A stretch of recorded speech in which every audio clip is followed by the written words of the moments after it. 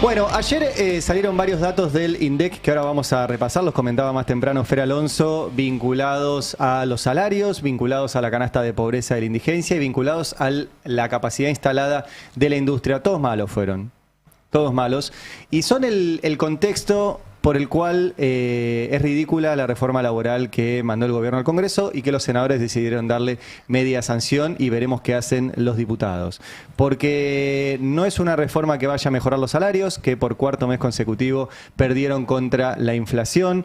No es una reforma que vaya a sacar a gente de la pobreza, más bien todo lo contrario. Y hoy una familia tipo, para no ser pobre, necesita un palo 300 más alquiler. Así que súmenle el alquiler que quieran. Estamos arriba de 2 millones de pesos para no ser pobre en la Argentina y que no se te rompa nada, porque esa línea es, viste, ahí, con la cabecita apenas afuera del agua. Y la capacidad instalada de la industria, que es cómo están funcionando nuestras fábricas. Y la mitad de las máquinas del país están paradas. Entonces, una reforma laboral que dice despedí rápido, despedí fácil, despedí barato, despedí gratis, de hecho. Y dice, bueno, y con esto vamos a incentivar la contratación. ¿Por qué van a contratar si tienen la mitad de las máquinas paradas? No es que todas las máquinas están andando y necesitan gente. Y todo esto se combina con el dato que es el que deberían repetir cada vez que hablan de esto, que es lo que en realidad necesita el país, que es que la gente tenga plata para consumir. Cuando decís eso dicen, vos querés que le regalen gente, que salgan a imprimir billetitos. No, no. Hay un montón de formas de hacer que la gente tenga dinero en el bolsillo y que además pueda consumir con ese dinero y que le alcance. No es lo que pasa, y es lo que en realidad necesita. La verdadera reforma laboral que hace falta es que los sueldos alcancen para que las empresas y los comercios vendan y la economía se mueva. Lo único que confirma esta reforma laboral es que vamos hacia una recesión, si es que no estamos ya en una recesión. Y es básicamente que las grandes empresas tengan una posibilidad de atravesar esa recesión con sus balances un poquito más ordenados. Eso es la reforma laboral que por ahora tiene media sanción. Antes de meterme de lleno en eso, no quiero dejar de mencionar que hoy es 13 de febrero y estamos en las vísperas de San Valentín. No voy a hablar en este momento de amor, aunque sería bueno que hablemos más de amor en los medios, sino que estamos en las vísperas de un año del escándalo Libra. El lunes vamos a dedicarle más tiempo a esto, pero recuerden que un día como hoy, pero hace un año, Milei estaba pergeñando una estafa a la luz de todo el mundo. Un día como hoy, hace un año, Milei ya tenía un tuit con una clave, que era un contrato específico, diciéndole a un montón de gente, invertí en esta moneda trucha. Y esa moneda trucha que no valía nada y que lleva 5 minutos hacerla, el lunes se los voy a volver a mostrar, pero nosotros hicimos la lija coin en su momento. Y lo hicimos con un especialista en esto y nos mostró que en 5 minutos haces una moneda de estas truchas, como Libra. El tema es que necesitas a alguien que diga vayan y compren. Eso que vale 0. Vale 0 y lo tenés vos. Si un famoso dice vayan y compren, eso que vale 0 empieza a subir de precio. Cuando sube de precio y las tenés solo vos, las vendés. Y las vendés todas juntas y entonces se desploma el precio. Esa fue la estafa Libra. Y el que la ejecutó y el personaje clave fue Milei, que se reunió muchas veces en la Casa Rosada y en otros eventos con Hayden Davis, que era ese rubiecito yanqui encargado de armar la moneda, que tuvo muchas reuniones también en la Casa Rosada y en la Quinta de Olivos con Mauricio Novelli, que era la pata local de toda esta estafa, que tiene una escuela que se llama NW Professional Traders, donde da clases de cómo hacer este tipo de maniobras, y donde el propio Milei daba clases de criptomonedas. Después dijo que él no sabía nada de criptomonedas y que todo fue un error. La verdad que no fue un error y todavía queda por dilucidar cuál fue el retorno de todo este negociado que se hizo a la vista de todo el mundo en el Día de los Enamorados, que es mañana, y que espero que tengan un lindo día. Si están enamorados, si no están, se los recomiendo y aprovechen el momento para juntarse y para no mirar noticias, pero tengan en cuenta que se cumple un año del caso Libra, que fue esta estafa tremenda en la cual la justicia argentina sigue haciéndose la distraída. Veremos qué hace la justicia norteamericana, porque hubo estafados también en Estados Unidos, y que protagonizó nada más y nada menos que el presidente de la Argentina. y que era imposible de hacer sin el presidente de la Argentina, porque en ese momento Elon Musk decía, este chabón es un capo, Milei. Entonces el capo dijo, vayan a invertir en esta moneda. Y los que invirtieron en esta moneda quedaron todos engrampados. Eso es una estafa. Eso es una estafa. Bueno, mañana se cumple un año. Vuelvo a la cuestión de esta semana, porque también Milei puede hacer todo esto porque no tiene mucha resistencia. Y lamentablemente lo que vimos en la movilización contra la reforma laboral fue una Confederación General del Trabajo, una CGT, que no está a la altura de la historia, que abandonó a los trabajadores como institución. Como institución. Hay muchos dirigentes sindicales extremadamente valiosos, muchos sindicatos que sí van y ponen el cuerpo cuando lo tienen que poner y cuando tienen que protestar y cuando tienen que parar.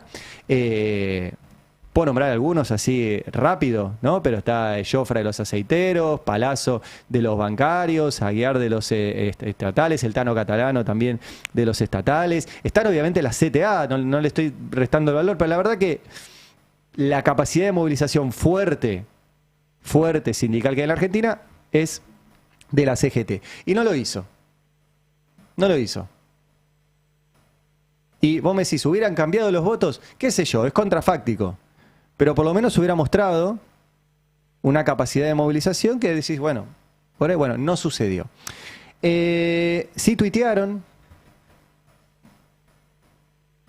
Es como la Confederación General de Twitter últimamente. No se pusieron un tuit, bueno, los senadores que votaron esta ley, les pedimos responsabilidad. Qué sé yo. Y también hablaron dos de sus secretarios generales. Uno es Jorge Sola, hombre del sindicato de seguros. Vamos a escucharlo. Defender que el tema del aporte solidario. Pudieron, porque lo lograron algo. El gobierno iba por todo y finalmente quedaba un 2%, entiendo, ¿no? Si hubiéramos llegado a una mesa de negociación, que es lo que pedíamos antes del proyecto de ley, esta ley no hubiera salido. Lamentablemente salió. Y todo eso que se trata de poner como, entre comillas, logro, es una profundización del debilitamiento de las estructuras gremiales. Pero ya olvídense de mi cara o de la cara del sindicalista que ustedes quieran poner. Sí. Es directamente el debilitamiento de las estructuras para defender los derechos individuales. No hay modo de recuperar ningún derecho individual si no hay una estructura gremial que represente a los trabajadores. Es cierto eso, hoy lo recordábamos a Saborido con esa maravillosa analogía con los fosforitos, ¿se acuerdan? Que le da a Pedro Rosenblatt un fósforo y le dice rompelo y Pedro lo rompe y entonces le da un atado de fósforo todos juntos y le dice ahora rompe esto, pero no lo puede romper y dice bueno, eso es un sindicato. Es cierto que no hay posibilidad de recuperar derechos individuales sin sindicatos fuertes. El problema es que parte del debilitamiento de esos sindicatos y de esa CGT la está llevando adelante la propia conducción de la CGT, que decide ser cómplice y acompañar este tipo de modelos. Esta y la anterior. La anterior con Daer, Acuña. Hay una excepción en Pablo Moyano, que terminó eyectado de la conducción de la CGT por plantear que tenía que hacer otra cosa la CGT, y que fue reemplazado por Cristian Jerónimo, ¿sí? Y Octavio Argüello. Cristian Jerónimo, ahora lo vamos a escuchar, es el secretario general del Sindicato del Vidrio. Sindicato muy chiquitito, los que conocen ese mundo te cuentan que él nunca laburó ahí, que simplemente vieron un sindicato chiquito y apoderable y bueno, ahí fue Cristian Jerónimo a quedarse con un sindicato chiquito y ahora es una suerte de delegado de otros sindicatos más poderosos en la conducción de la CGT. Bueno, ayer decía esto. Hay una animosidad de sectores concentrados del poder de la Argentina y de muchos medios es cierto, corporativos de degradar todos los días las instituciones. Pero eso te diría que forma parte del paisaje desde hace años, histórico, ¿no? Exactamente. Siempre lo van a hacer, o sea, es una discusión ideológica. Y seguramente nosotros a lo largo de la historia habremos cometido errores, porque digo, más allá de que a mí no me tocó estar presente en momentos en procesos históricos, pero digo, uno se tiene que hacer cargo, seguramente habremos cometido errores, pero quédese tranquilo que son mayores las virtudes de las conquistas y derechos que ha conquistado este modelo sindical, tal cual como lo conocemos, con un movimiento obrero fuerte, que las cosas que se han perdido. Y de vuelta, no es en contra de los sindicatos. Yo, mi formación política fue en la militancia sindical. Estoy afiliado a mi sindicato.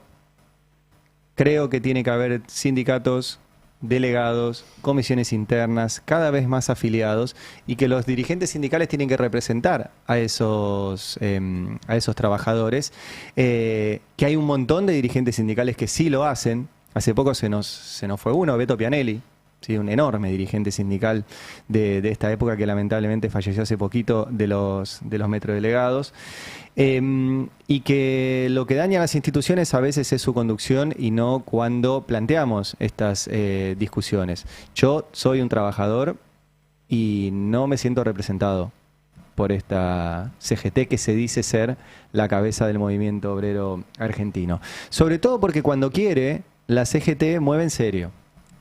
Ayer, buscando imágenes de esto, llegué a la página de Camioneros.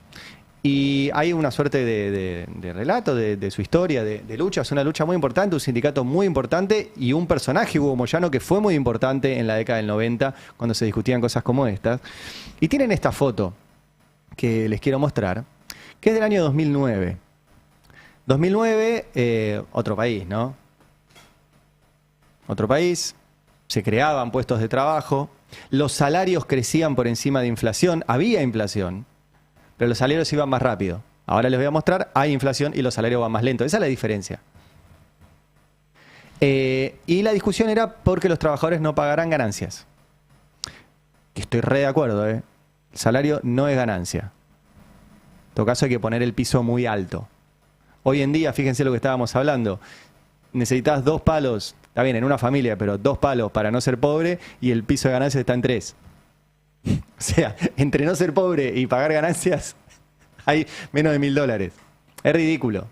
Bueno, en ese momento estaba la discusión de pagar ganancias. Y movilizaron fuerte. Esta imagen es de la 9 de julio. Un acto que hicieron en el 2009, convocado por la CGT. Y la llenaron. Impresionante. Impresionante. Y el quedó chica no es nuestro, es de la movilización que hicieron y lo comparten así. Y es cierto, quedó chica, fue realmente impresionante. Esa es la capacidad de movilización de la CGT. No pasó. No pasó con la ley bases, que tampoco movilizó, y no pasó esta semana con la reforma laboral. Ojalá que pase cuando esto pase a diputados. Esta imagen que estoy mostrando es lo que puede mover la CGT. Después no es solo la CGT, está la CTA, están las organizaciones sociales, los partidos políticos, las universidades, los centros de estudiantes. Había un montón de gente el otro día. Pero estamos hablando de una reforma laboral. Esto es lo que puede mover en serio. Es una decisión no hacerlo. Y la pregunta es ¿por qué? La pregunta es ¿por qué? Bueno, ¿cuál es el contexto de todo esto? Bueno, una crisis económica fenomenal. Tenemos los datos de la industria en la Argentina, que es el sector que más produce trabajo, donde la capacidad instalada de la industria, que es, para resumirlo, ¿cuántas máquinas estás usando? Utilización de la capacidad instalada de la industria. UCI, es la sigla. Bueno, ahí ven el dato, 53%. O sea, la mitad de las máquinas no están funcionando. La mitad de las máquinas no están funcionando. Y hay sectores que están peor. Hay sectores en el 31, en el 33%, si ven los de abajo. Ahí tienen automotriz, tienen prendas de vestir. Sectores que 7 de cada 10 máquinas no están funcionando. Ese es el contexto de una reforma laboral que les propongo escuchar a Patricia Bullrich, porque dice que ahora con esta reforma laboral mágicamente van a salir a contratar todos estos. Mirá. Es una ley que lo que hace justamente es permitir que aquellos que hoy no tienen ningún derecho puedan entrar. Hay incentivos claros para todas las empresas que hoy están trabajando en la informalidad. Es decir, que al 43% de los argentinos que hoy nos está escuchando, que está en la informalidad, pueden ir y decirle a su empleador: hoy tenés facilidades, tenés 60 meses, en 60 meses regularizás con una ínfima suma de dinero, podés regularizar las relaciones laborales y podemos lograr que no haya tanta gente en la informalidad, que en la informalidad es ser paria, ser, digamos, trabajador de segunda categoría. En negro. Sí, estar claro. en negro. Dos cosas. Uno, como siempre dice Roberto Navarro, no es cierto que el trabajador no registrado no tiene derechos. Los tiene. Lo que hay es un empleador que los está incumpliendo y para eso existe la justicia, para reconocer que los tiene igual y si el empleador no cumplió con esos derechos, sancionarlo. Pero lo otro que es interesante de Patricia Bullrich es que ella dice, bueno, con esta ley incentivamos a que contraten. ¿Por qué va a contratar una fábrica que tiene la mitad de sus máquinas paradas? Les sobran los trabajadores. El problema es que no venden nada. Y no venden nada porque los trabajadores que sí tenemos trabajo no nos alcanza el sueldo para comprar cosas. Entonces, como no nos alcanza, no venden. Y como no venden, tienen las máquinas paradas. Y no alcanza porque todo el tiempo el salario cae contra la inflación. Ayer salió el dato, nuevamente, del INDEC, de los salarios. Índice de salarios del INDEC de diciembre. Suba promedio del 1,6%. Pero vos ahí tenés que discriminar los salarios privados, los salarios públicos y los informales. Los privados subieron 2,5% en diciembre. Los públicos 1% y los informales 0,1%. Ese es un dato, no voy a abundar ahora, pero ese dato venía dando 4, 5, así una barbaridad todos los meses y ahora de repente dio 0,1%. Lo cual muestra lo trucha que era la medición anterior. Pero abajo de cada uno de esos números también está cuánto aumentó en un año. Bueno, el salario privado aumentó 2,5 en diciembre y 28,7 en un año. Y el público aumentó 1% en diciembre y 28,9 en un año. Retengan esos números porque ahora vamos a la inflación de diciembre. Y la inflación de diciembre fue 2,8. Entonces, si la inflación fue del 2,8 y el salario fue promedio 1,6, el privado 2,5 y el público 1%, significa que los salarios quedaron por debajo de la inflación. Significa que te bajaron el sueldo. Porque si los precios van más rápido que tu sueldo, significa que podés comprar menos cosas. Y esto es el cuarto mes consecutivo que sucede. Vamos a mostrar la placa donde están los datos. Vos acá tenés una columna con la inflación de cada mes, una columna con los salarios promedio de cada mes y después tenés el registrado público y privado. Van a ver un numerito, el único que quedó arriba de la inflación es el de octubre, 2,5 promedio contra 2,3 de inflación, pero eso tiene una trampa y es la que les decía recién. Empujaron el promedio con una medición trucha de los informales. Aún así, te diría que quedó empatado. Pero todo lo demás, si lo ves en detalle, todos los sueldos abajo de la inflación. 2,5 contra 2,8 en diciembre, 2,1 contra 2,5 en noviembre, 2,1 contra 2,3 en octubre y 1,4 contra 2,1 en septiembre. 4 meses seguidos de que los trabajadores registrados privados, que vienen a ser los de mejores condiciones, pierden con inflación. Y obviamente en el sector público es mucho peor. La inflación arrancó siempre con 2 y los salarios públicos arrancaron siempre con 1. Entonces no alcanza para comprar nada. Ayer hizo un muy buen detalle el CEPA, ¿sí? El Centro de Estudios de Economía Política, y lo publicó Hernán Lechter, que muestra esto mismo que les estoy diciendo en gráficos, ¿sí? Donde cuando recibió Milei el gobierno tiró los salarios por el precipicio. Después hubo una pequeña recuperación del salario real, pero en el caso del promedio quedó casi 10 puntos abajo el promedio.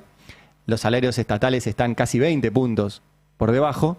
Y el privado registrado, no hay recuperación.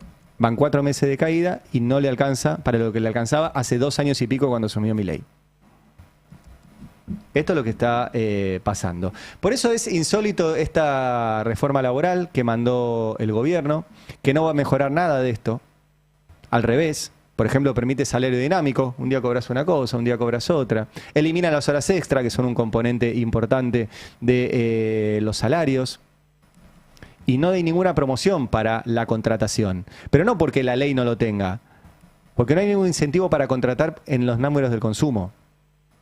Porque los empresarios no venden nada. No venden nada. Y no contentos con esto, encima metieron una cláusula que si te enfermas, incluso te van a pagar el 75% del sueldo. Mirá cómo lo defiende Federico Sturzenegger, que es el ministro de Regulación a favor de algunas empresas amigas, uno de los hacedores de esta y tantas leyes del gobierno de Milei, y lo contaba así.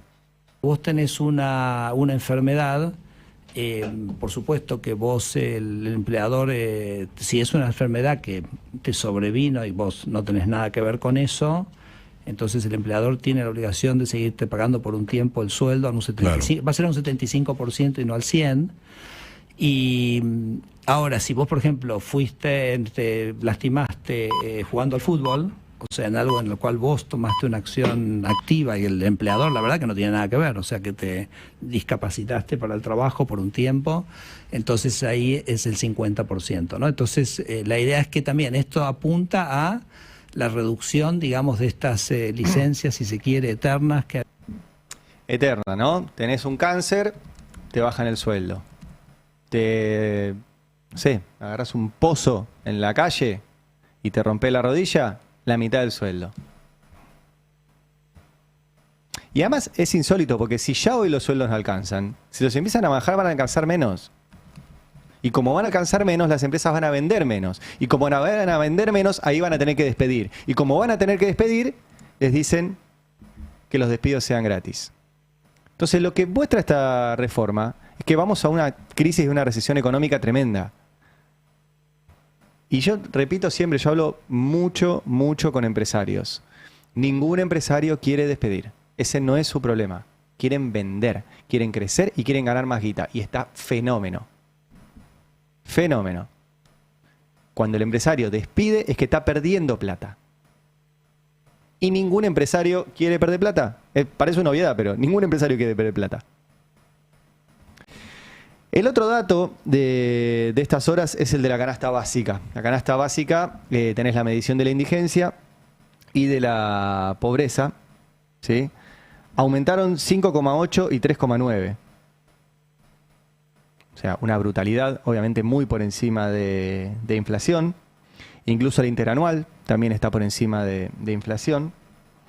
Y van 4 meses, poné el gráfico siguiente, en el cual, acá estamos viendo la canasta básica alimentaria y la canasta básica de indigencia. Y como verán, también ambas van 4 meses seguidos que corren por arriba de inflación. Por eso, ser pobre es mucho más caro. Porque cada vez te come más la inflación de tu salario que la que se lo come a los ricos. Entonces, ser pobre es mucho más caro. Ni hablar, como siempre digo, si vas a comprar a un autoservicio, es más caro que ir a comprar al supermercado, que es más caro que ir a comprar al mayorista. Ahora, para ir al mayorista tenés que tener tiempo, plata, transporte y lugar en tu casa para guardar 6 botellas de aceite, 20 paquetes de fideo y el rollo de papel higiénico que vienen de a 50. Si podés hacer eso, te ahorras un poco de guita, pero tenés que tenerla toda a calle. Entonces, cuando vas y compras en el día a día, es mucho más caro. Y esto que está mostrando las canastas, que repito, dio 1.300.000 pesos sin alquiler, o sea, 2 palos, es el agua acá. Te pasa algo, sopla un vientito, se te rompe la heladera, pinchaste una rueda de la moto, lo que sea, y automáticamente caes abajo de la línea de la pobreza porque tenés que pagar eso. Entonces es más de 2 palos. O sea, para no ser pobre, para decir estoy tranca, una familia necesita 2,5 millones, 3 millones de pesos. Se alquila. Para decir, bueno, puedo guardar un canutito por si se me rompe algo. No se van a ir a Brasil ni nada de eso con esa guita. Simplemente guardar un poco. ¿Cuántos juntan esa guita?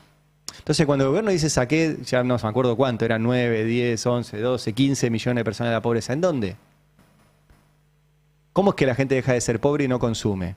¿Cómo es que la gente deja de ser pobre y se le cae el salario? ¿Cómo es que la gente deja de ser pobre y la mitad de las máquinas del país están paradas? ¿Cómo puede pasar eso? ¿Dejás de ser pobre pero no comes? O sea, ¿dejás de ser pobre pero estás en dieta? No es real. Y cierro con 2 cosas. Una, que no es el único camino.